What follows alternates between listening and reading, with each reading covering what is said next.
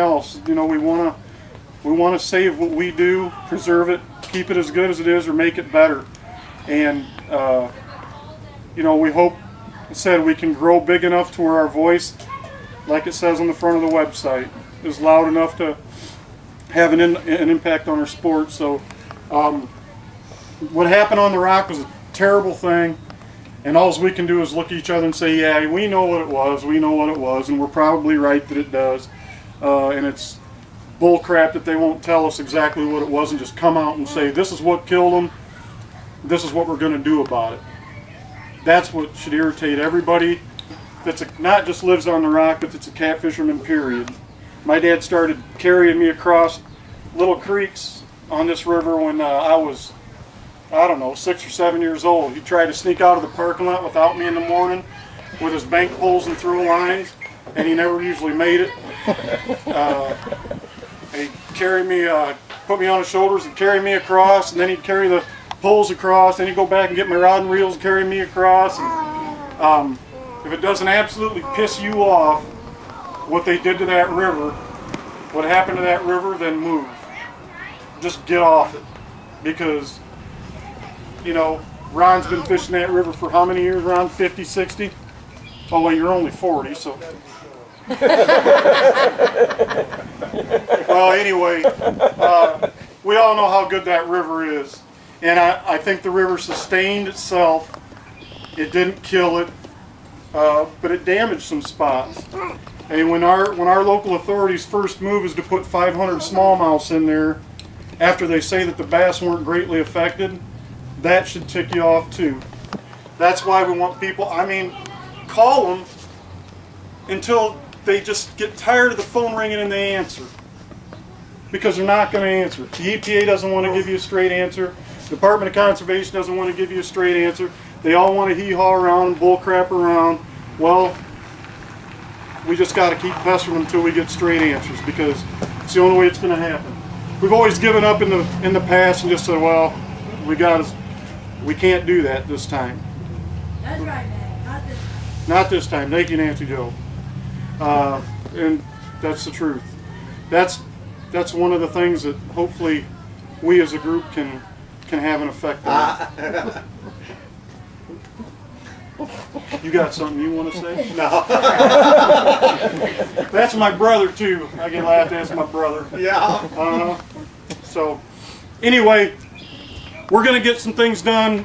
We've heard some rumors of some creel limits and some size limits on the Rock.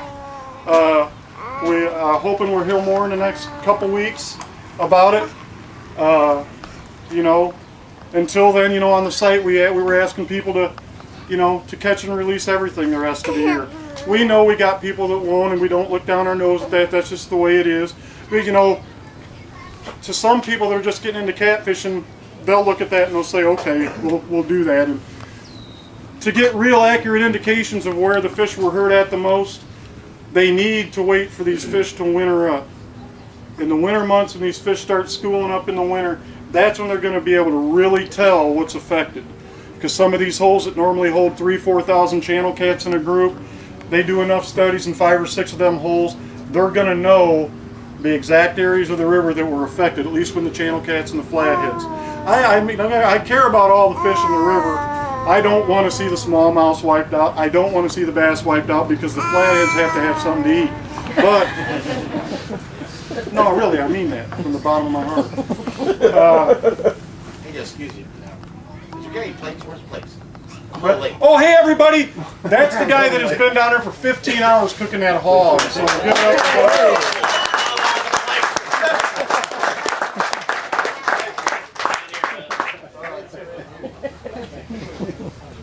So anyway, after this winter, we want to keep poking and prodding at them, but after this winter, after they've had time to run studies, we expect to see action.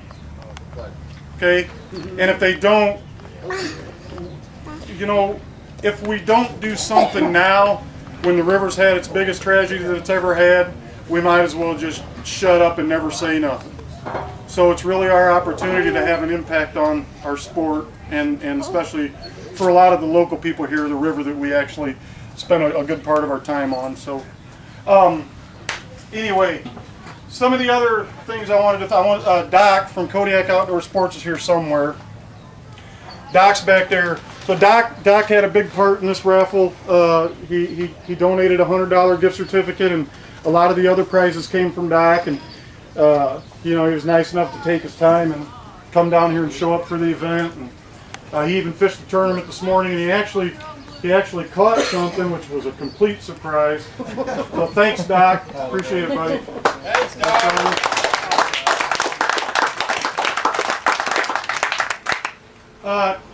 Ken Nelson. Ken Nelson up in Dixon. You know, they had that big mix-up at the Cabela's tournament. They were supposed to have trucks and transport the fish down, and they had a bunch of confusion there, and so it didn't happen. But they made up for it greatly. Ken Nelson and Rick Correa and Pam Arendt donated $1,000 to this raffle. $1,000 because he felt so bad about what had happened just for that little mix-up. He called me in one day and said, "Here's $1,000. I want you to buy stuff for your raffle." So that's a pretty big. You appreciate guys in business when they mess up. They're willing to admit they mess up and fix it, and he did. So none of them are here today, but hopefully they'll see a little bit of the video or something, and they'll know that we appreciate what they did.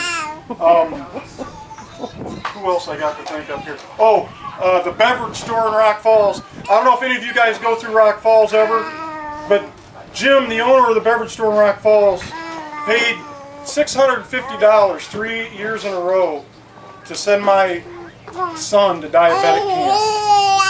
He didn't even know me, and he did that. So that goes to tell you what kind of a guy he is. So then I go in there, and I say, "Hey, we're having this deal, and we'd like to have a big section of our raffle be donated to just kids." And he goes, "Man, I'll give you $300. Go buy stuff for him."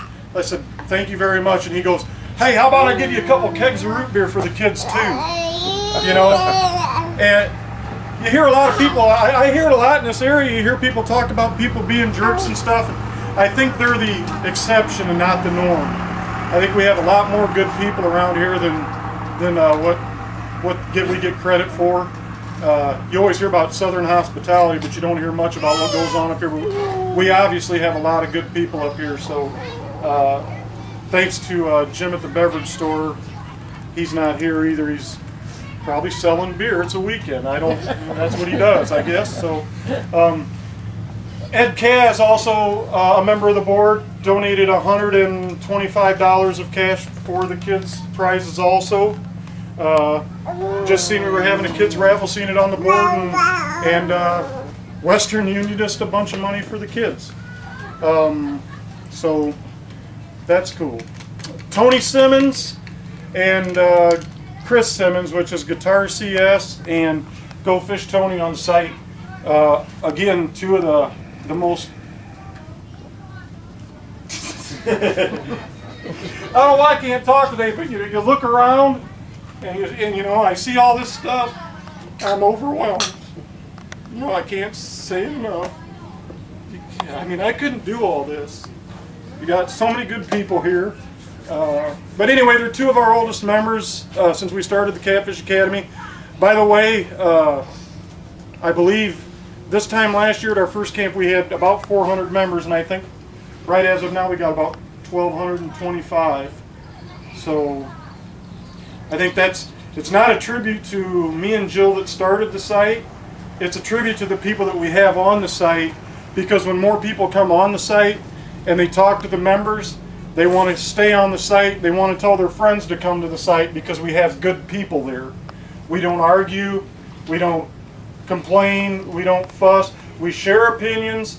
We try to teach people. We try to learn from people. I learn from people on that site. I'm a guide. But there's a ton of great fishermen on that site. And sometimes you get somebody that doesn't even fish much that comes on there and says something that you would have never thought about. Because